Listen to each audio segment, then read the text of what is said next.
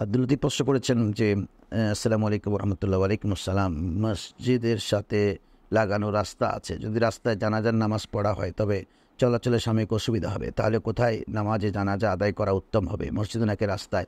দেখুন, রাস্তায় তো কোনো নামাজ মাকরু, প্রত্যেকটা নামাজ, আপনি পাঁচ ওয়াক্ত নামাজ বলেন, জানাজার নামাজ বলেন, রাস্তায় নামাজ পড়া মাকরু। কেন? রাস্তা হচ্ছে চলাচলের জন্য, রাস্তায় একটা ওয়াকফ আছে। দেখেন, মসজিদের রাস্তা হলে এটা ভিন্ন জিনিস। মসজিদ কমিটি বলেছেন যে এটা আমরা মসজিদ কমিটির জায়গা থেকে, আমরা এখানে মসজিদের জায়গা 5 ঘন্টা ছিল, আমরা 4 ঘন্টাতে মসজিদ করেছি, 1 ঘন্টা আমরা রাস্তা করেছি। সে রাস্তার উপরে আপনি নামাজও পড়তে পারবেন, অর্থাৎ ওনারা সেটার পবিত্রতা রক্ষা করতে হবে। রাস্তা আছেন পরিষ্কার পরিচ্ছন্ন, কোনো গরু ছাগল কুকুর অগায়রা এসে এখানে পেশাব করবার সুযোগ নাই। তখন ইনারা যদি বলে যে আমাদের জানাজা এক্সটেনশন হবার পরে সে রাস্তায় আমাদের জানাজা হবে, এটা শুধু মুসল্লি আসার রাস্তা। কিন্তু যখন জনগণের রাস্তা, সরকারি রাস্তা, এই রাস্তার উপরে নামাজ পড়া মাকরু। কী জন্য? এটা জানাজা হোক, 5 ওয়াক্ত হোক, এই রাস্তা তো শুধু আপনার না, এটা হিন্দু বৌদ্ধ খ্রিস্টান সবার। এবার আপনি যখন জানাজা পড়তে দাঁড়িয়েছেন তখন একজন হিন্দু রোগীকে হাসপাতালে নিতে হচ্ছে, খুব খেয়াল করবেন।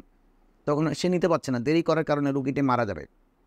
তখন সে গিয়ে বাসার মধ্যে খারাপ মন্তব্য করবে যে আমাদের রাস্তা, সবার রাস্তা, প্রজাতন্ত্রের রাস্তা, দেশের নাগরিক সবাই হাঁটার অধিকার আছে এখানে। কিন্তু মুসলমানরা ওখানে জানাজা পড়তে গিয়ে আজকে আমার বাবাকে বাঁচাতে পারলাম না, হাসপাতালে যথাসময়ে নিতে পারলাম। সুতরাং মসজিদেও নামাজ, জানাজার নামাজ মাকরু তাহরিমি মসজিদে। এটা এন্দাল হানাফ, আমাদের হানিফি মাযহাব মতে মসজিদের নাম কোথায় পড়বে আপনি সে কথা বলেছেন। কেন?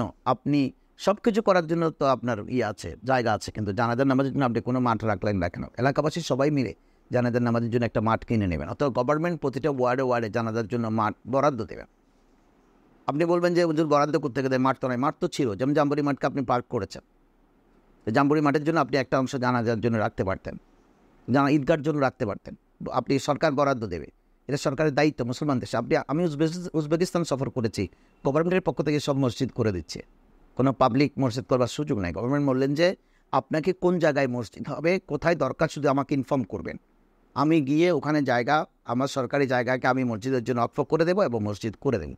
এটা গভর্নমেন্টের দায়িত্ব, মানুষ ইবাদত করবে ওখানে। প্রতি 1-2 কিলোমিটার অন্তর অন্তর বিশাল বিশাল মসজিদ করে দিয়েছেন এবং খোলা মাঠ রেখেছেন জানাজা গায়রা পড়বার জন্য।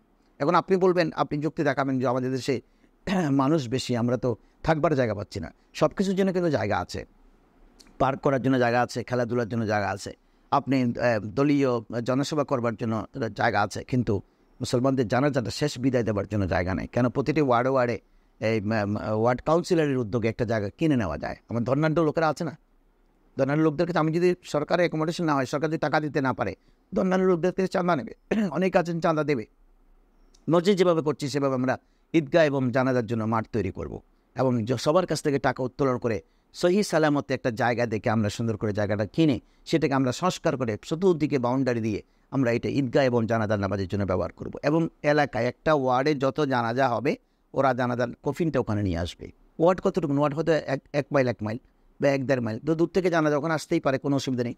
জানাজা আসবে, সবাই ওখানে চলে আসবে, জানাজাটা পড়বে, সুন্দর করে আমরা ওনাকে বিদায় দেবো। কিন্তু আমরা এখন করেছি কি, মসজিদ এক ওয়ার্ডের মধ্যে 20-40টা মসজিদ, 20-40টা মসজিদ এক ওয়ার্ডের দরকার নেই।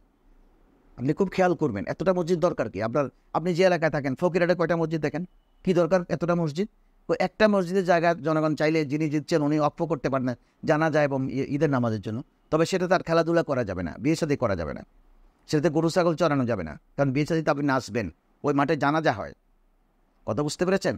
কিন্তু মসজিদ করার জন্য সব ঠিক আছে, ওই মসজিদে গ্রুপিং করার জন্য, এলাকায় এলাকায় গ্রুপিং করার জন্য, এলাকায় গিয়ে সভাপতি কে সেক্রেটারি এটা হওয়ার জন্য, চাঁদাবাজি করার জন্য। প্রত্যেকটা মসজিদ হবে, চাঁদার তোলা শুরু হবে, এখান থেকে কিছু মারবে, কিছু মসজিদে লাগাবে।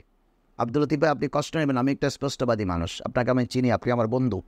কিন্তু আপনাকে বলছি যে আপনি গোসালডাঙ্গা থাকেন, আমি সব জানি, কিন্তু আপনাকে বলছি এই কথা যে আপনি নাই কেন মাঠ সেটা বলুন। কিন্তু রাস্তার উপরে জানাজা পড়া মাকরু। কিন্তু কথা হলো যে এখন তো রাস্তায় হরও হচ্ছে না, গাড়ি বন্ধ করে ফিট করে দিকে গাড়ি বন্ধ করে, আর গাড়ি চালাতে চাইলে মানুষ মারতেও চায়। একটা লোককে বিদায় দিচ্ছি, সেখানে আরেকটা মানুষকে কষ্ট দিচ্ছি। একটা মানুষের যাওয়ার তাড়া আছে, একটা স্কুল কলেজ, একটা পরীক্ষার্থী আছে, পরীক্ষার্থী 10টায় ঢুকতে হবে, সে যে কোনো কারণে ঘর থেকে বেরোতে দেরি করেছে, আপনি রাস্তা ব্লক থাকার কারণে সে পরীক্ষার হলে যথানিমে পৌঁছতে পারে নাই। এই দায়িত্ব কে নেবে আমি আপনাকে বলুন? সুতরাং আমাদের সবারই কিন্তু দায়িত্বশীল হতে হবে। এতগুলো মসজিদ এখানে দরকার নেই। আর জামে মসজিদের ব্যাপারে হুকুম কি? একটা ওয়ার্ডে নিয়ম হচ্ছে একটা জামে মসজিদ থাকা, বিশাল একটা জামে মসজিদ থাকবে, আরগুলো থাকবে ইবাদতখানা। জুমাবারে সব মুসল্লি ওই জায়গায় একত্রিত হলে এটার মধ্যে হৃদ্যতা বাড়বে। এটা হজ, যেমন মক্কা শরীফে সারা পৃথিবীর মানুষ হজ বলে যাচ্ছে, গরিবের জন্য হচ্ছে মহল্লার মসজিদটি জুমা মসজিদ। এখন আমরা জামে মসজিদ কী করেছি, এবাদতখানা থাকতে পারবে, সব মুসল্লি কিন্তু ওখানে চলে যাবে জুমার দিন। এখন আমরা করছি কি, এখানে একটা জামে মসজিদ, ওই পাশে আর একটি জামে মসজিদ, তার উত্তর দক্ষিণ পাশে আর একটি জামে মসজিদ। এইভাবে আমরা মসজিদ করে করে করে করে এলাকাটাকে বিতর্কিত করছি এবং এলাকার মধ্যে গ্রুপিং সৃষ্টি করছি, এই বাড়ি এই বাড়ি। সুতরাং আপনি স্পষ্ট করেছেন, প্রাসঙ্গিক অনেক কথা বলে ফেলেছি। জানাজা মসজিদে পড়া মাকরু তাহরিমি, আবার রাস্তায় পড়াও মাকরু। সুতরাং আপনি এখন চিন্তা করেন কোথায় পড়বেন। তো আপনি বলেছেন কোথায় উত্তম, উত্তম আমি কোনোটাই পাচ্ছি না, দোনোটাই কিন্তু উত্তম না। রাস্তায় পড়া যেমন নিষেধ, মসজিদের ভিতর পড়াও নিষেধ, আপনি খোলা মাঠে যেতে হবে।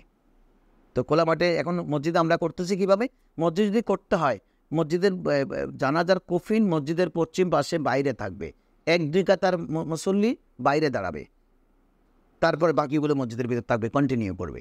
1 কাতার 2 কাতার মুসল্লি বাইরে দাঁড়াবে কফিনের সাথে, ইমাম সাহেব সহ। আপনি কোন মসজিদের পশ্চিম পাশে এরকম জায়গা খালি আছে আপনি দেখুন তো। হ্যাঁ, মসজিদ করার সময় যদি আপনি প্ল্যানিং ওভাবে করেন যে আমাদের মসজিদের পশ্চিম পাশে 2 কাতারের পরিমাণ জায়গা খালি থাকবে এবং ওটাতে আমাদের জানাজার কফিন দাঁড়াবে, ওখানে কফিন যাবে, ইমাম যাবে, 1 কাতার মুসল্লি যাবে, আর বাকিগুলো মসজিদের মধ্যে কন্টিনিউ হবে, কোনো অসুবিধা নেই। কিন্তু আপনি কফিন সহ ইমাম সহ, ইমামও মসজিদের ভিতরে, কফিনও মসজিদের ভিতরে। এখন আমরা আরেকটা সুরত বের করেছি যে ইমাম ভিতরে কফিন বাইরে, এটাও কিন্তু মাকরু থেকে খালি না। আপনি মুফতিয়ান ইকরামকে জিজ্ঞেস করুন, এখন ইমাম সাহেব যাবে কোথায়? ইমাম সাহেব তো মহাধান্দায় পড়েছে। ইমাম সাহেব যদি এভাবে জানাজা না পড়ায়, ওনাকে সবাই থমকাবে, হুজুর অমুক দেখে এসেছি, আপনি ওনার থেকে বেশি জানেন নাকি? দেখে এসেছি। তখন ইমাম সাহেব চিন্তা করে যায় সব মসজিদ চলছে, আমিও কোনো পড়াই বিদায় করে দিই। কারণ ইমাম সাহেব বেশি কথা বলে চাকরি থাকবে না, চাকরি মাসে মাসে বদলাবে। এখন ইমামদের চাকরি নড়বড় হয়ে গেছে, বালিশের তলে প্রতিদিন খুঁজে দেখতে হয় চাকরি আছে কিনা। আশা করি আপনি বিষয়টি বুঝেছেন। আপনাকে অসংখ্য ধন্যবাদ আমাদের সঙ্গে থেকে প্রশ্ন করবার জন্য।